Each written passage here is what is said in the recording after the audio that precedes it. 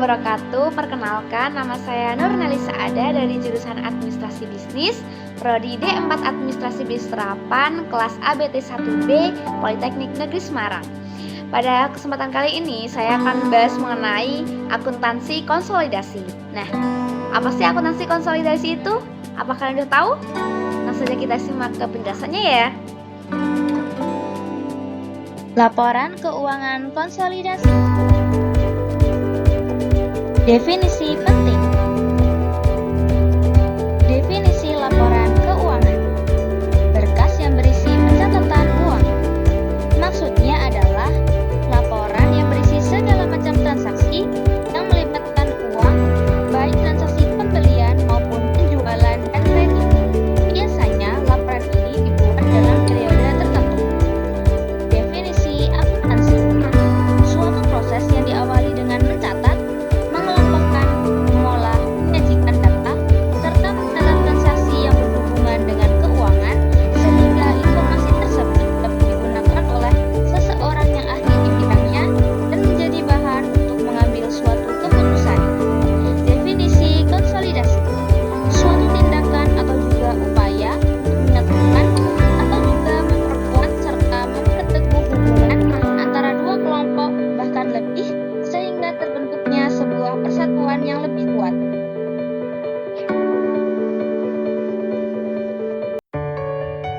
Apa itu laporan keuangan konsolidasi? Laporan yang menyajikan posisi keuangan dan hasil operasi untuk induk perusahaan atau entitas pengendali dan satu atau lebih anak perusahaan atau entitas yang dikendalikan, seakan-akan entitas-entitas individual tersebut merupakan satu entitas atau perusahaan satu perusahaan. Tujuan laporan keuangan konsolidasi: memberikan gambaran objektif secara keseluruhan mengenai posisi keuangan dan aktivitas dari suatu kelompok perusahaan atau induk dan anaknya, sehingga bisa dipahami oleh pihak-pihak yang berkepentingan, seperti investor, auditor, dan sebagainya. Syarat perusahaan membutuhkan laporan keuangan konsolidasi. Pertama, mempunyai satu atau lebih anak perusahaan yang dibuktikan dengan kepemilikan saham. Kedua, kepemilikan saham induk perusahaan terhadap anak perusahaan lebih dari 50%. Ketiga, kepemilikan saham induk perusahaan terhadap anak perusahaan kurang dari 50%, namun perusahaan induk memiliki kendali penuh. Keempat, jika syarat di atas tidak terpenuhi, perusahaan cukup membuat laporan keuangan masing-masing secara mandiri.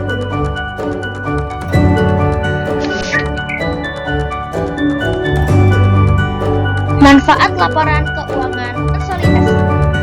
Pertama, mengetahui efek entitas anak perusahaan terhadap perusahaan dalam jangka panjang. Kedua, memberikan informasi paling mutakhir kepada tim manajemen perusahaan itu mengenai kinerja anak perusahaan yang dimiliki. Ketiga, memberikan informasi kepada pihak luar yang membutuhkan. Bagian-bagian laporan keuangan konsolidasi sesuai PSAK. Pertama, laporan neraca atau balance sheets. Kedua, laporan laba rugi atau income statement. Ketiga, laporan perubahan modal atau statement of change equity. Serta keempat, laporan arus kas atau cash flow statement. Langkah-langkah terstruktur membuat laporan keuangan konsolidasi. Pertama, periksa laporan keuangan entitas induk dan entitas anak secara keseluruhan. Identifikasi jika ada kesalahan atau kelalaian dalam catatan, lalu lakukan koreksi dan penyesuaian. Kedua, sesuaikan laporan untuk melakukan eliminasi terhadap laba rugi antar masing-masing perusahaan.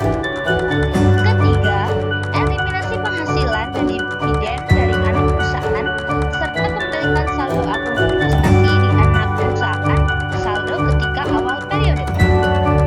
Keempat, lakukan penyesuaian membuat catatan dari bagian kepentingan dan pengendali atas laba dan dividen anak perusahaan. Kelima, pada laporan entitas anak, eliminasi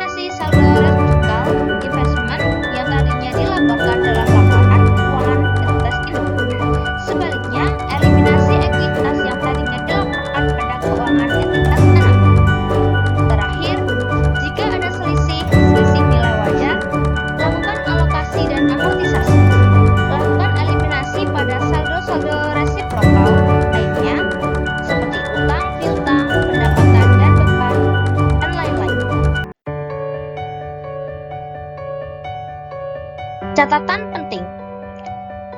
Neraca konsolidasi atau consolidated balance sheets yaitu neraca yang menggambarkan aktiva dan pasifa bersih secara keseluruhan yang menyajikan posisi keuangan gabungan antara induk perusahaan dan anak perusahaan pada suatu periode. Tujuan laporan laba rugi konsolidasi. Pertama, untuk menyajikan hasil usaha perusahaan-perusahaan afiliasi sebagai satu kesatuan usaha. Kedua, untuk menunjukkan hasil usaha perusahaan selama periode akuntansi tertentu. Tujuan laporan laba yang ditahan konsolidasi. Pertama, untuk menunjukkan berbagai pengaruh perubahan hak-hak pemegang saham serta pengaruhnya kepada masing-masing kelompok pemegang saham. Kedua, untuk menunjukkan hak-hak pemegang saham terhadap bagian laba yang didapat perusahaan yang oleh karena pertimbangan tertentu untuk sementara tidak dibagikan.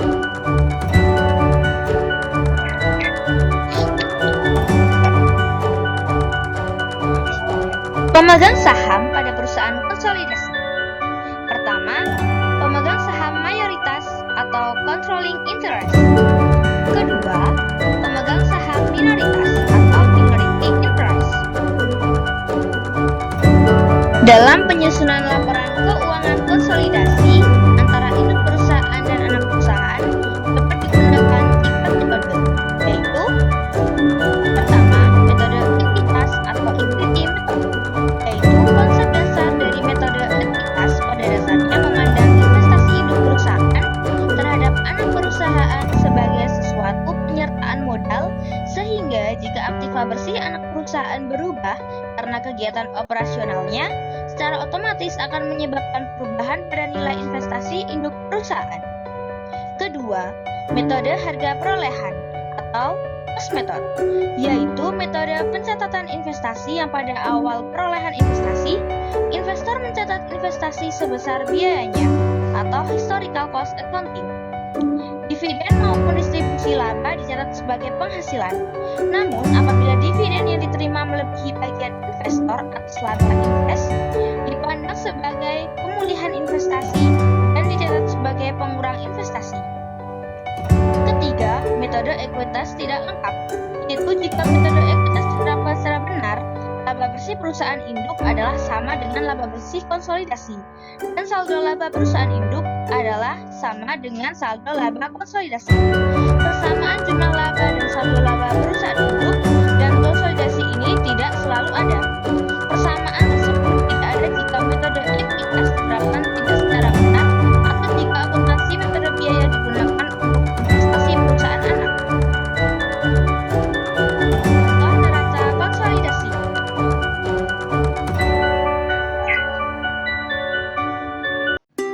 Cukup sekian untuk pembahasan video kali ini.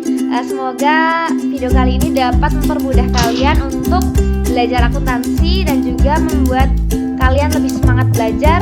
Tentunya jangan lupa untuk selalu belajar dan selalu belajar terus.